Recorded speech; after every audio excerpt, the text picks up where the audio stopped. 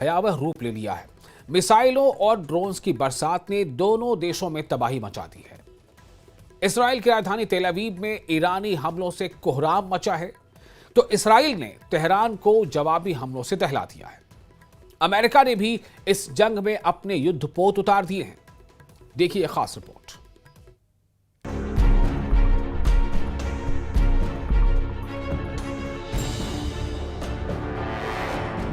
पश्चिम Asia में जंग ने एक खतरनाक मोड़ ले लिया है।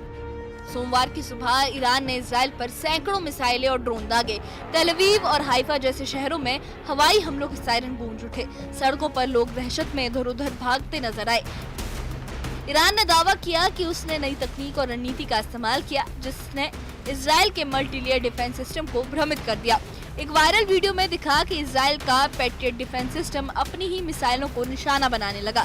इजरायली मीडिया के मुताबिक इस युद्ध की शुरुआत से अब तक ईरान ने 11 बड़े हमले किए। इनमें 370 से ज्यादा मिसाइलें और 100 से अधिक ड्रोन शामिल हैं। तेल अवीव में एक अपार्टमेंट ब्लॉक पर ईरानी बैलिस्टिक मिसाइल के हमले ने भारी तबाही मचाई। इमारतें जल उठी और कम से कम 10 लोग घायल हो गए।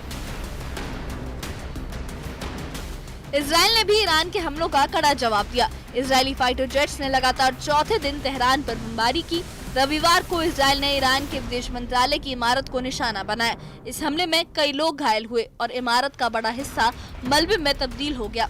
मैक्सार टेक्नोलॉजी की सैटेलाइट तस्वीरों से पता चला है कि तेहरान की शाहरान ऑयल डिपो में 4 स्टोरेज टैंक और रिफाइनरी में 2 टैंक पूरी तरह से तबाह हो गए।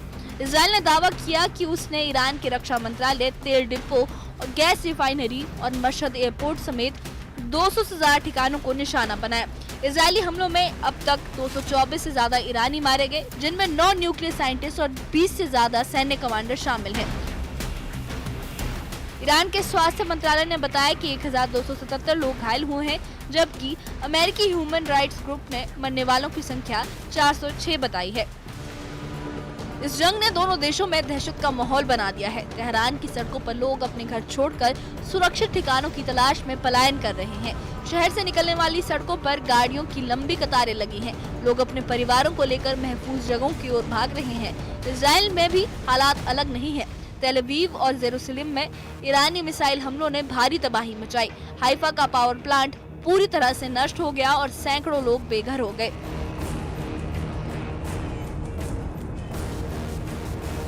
इजरायली सूत्रों ने बताया कि इस जंग में अब तक 14 लोग मारे गए हैं। इजरायली प्रधानमंत्री बेंजामिन नेतन्याहू ने कहा कि ईरान हूती विद्रोहियों को परमाणु हथियार देने की साजिश रच रहा था। ये सिर्फ इजराइल या पश्चिम एशिया के लिए खतरा नहीं, बल्कि पूरी मानवता के लिए खतरे की घंटी है। हम इस खतरे को किसी भी कीमत पर खत्म करेंगे। इस जंग में अमेरिका ने भी हस्तक्षेप किया है। अमेरिका ने साउथ चाइना सी से अपना दूसरा एयरक्राफ्ट कैरियर यूएसएस निमित्स को पश्चिम एशिया भेजा है। ये कदम इजराइल के समर्थन में उठाया गया, लेकिन इससे क्षेत्र में तनाव और बढ़ गया। इजराइल ने दावा किया कि उसने ईरान के खुफिया प्रमुख को मार गिराया, जिससे ईरान की सैन्य ताकत को बड़ा झटका लगा। दूसरी ओर ईरान ने इजराइल पर 100 से ज्यादा मिसाइलें और ड्रोन दागे। ईरान के IRGC प्रवक्ता ने कहा कि हमने नई तकनीक और रणनीति का इस्तेमाल कर इजराइल के डिफेंस सिस्टम को चकमा दिया। उनके सिस्टम अपनी ही मिसाइलों को निशाना बनाने लगे। हमारी सेना हर चुनौती के लिए तैयार है।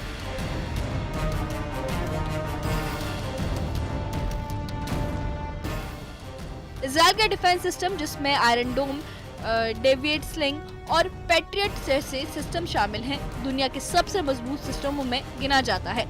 लेकिन ईरान के ताजा हमलों ने इसकी ताकत पर सवाल उठा दिए। ईरान ने दावा किया कि उसने ऐसी तकनीक का इस्तेमाल किया जिसने इजरायली डिफेंस सिस्टम को भ्रमित कर दिया। एक वीडियो में दिखा कि इजराइल का पैट्रियट सिस्टम अपनी ही मिसाइलों को टारगेट करने लगा।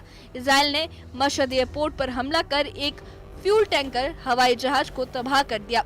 इजराइल डिफेंस सूत्रों ने इसे सटीक ऑपरेशन बताया। इस बीच दोनों देशों के बीच हमले और पलटवार का सिलसिला थमने का नाम नहीं ले रहा।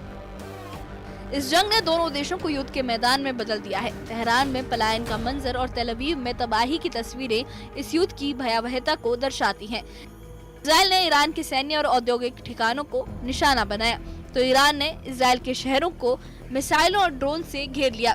अंतर्राष्ट्रीय समुदाय ने इस जंग को रोकने की अपील की है, लेकिन दोनों देश अपनी ताकत दिखाने में जुटे हैं। इस युद्ध का अंजाम क्या होगा ये कोई नहीं जानता। फिलहाल पश्चिम एशिया में तबाही और दहशत का साया छाया हुआ है। Bureau report, news 18।